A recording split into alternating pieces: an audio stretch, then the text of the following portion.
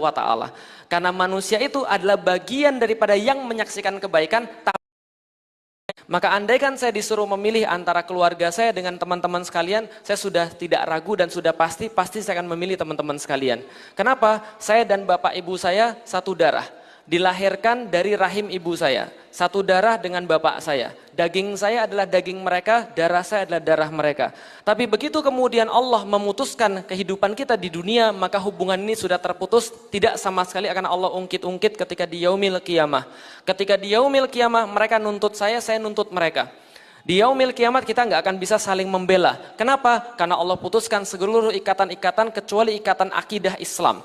Maka tidak dikelompokkan manusia di sana berdasarkan suku bangsa, tidak dikelompokkan manusia di sana berdasarkan kelompok, tidak dikelompokkan manusia di sana berdasarkan tempat tinggal, tidak dikelompokkan berdasarkan tingkat pendidikan, tidak dikelompokkan berdasarkan apalagi tingkat kekayaan, tidak. Tapi mereka hanya ditanya muslim atau bukan.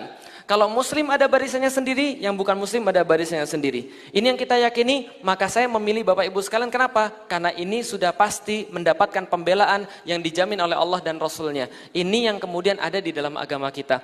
Karena itulah teman-teman sekalian, menyikapi permasalahan-permasalahan seperti ini, menyikapinya harus dengan bijak. Bagaimana menyikapi dengan bijak? Di dalam Islam kita diminta untuk bersaudara. Ketika seseorang muslim itu sudah menyebutkan kalimat la ilaha illallah Muhammadur Rasulullah, maka dia adalah saudara kita. Sebetapapun menyebalkannya mereka. Bisa dipahami itu sekalian. Maka disitulah kemudian Allah sampaikan wa kadziminal ghaiz, yang kemudian mereka yang bisa menahan ketika mereka mau marah. Yang mereka pas mau marah saja Allah sudah katakan jangan. Kenapa? Karena mau marahnya mereka kepada muslim yang lain bisa jadi adalah merupakan sesuatu hal yang bakal kontraproduktif.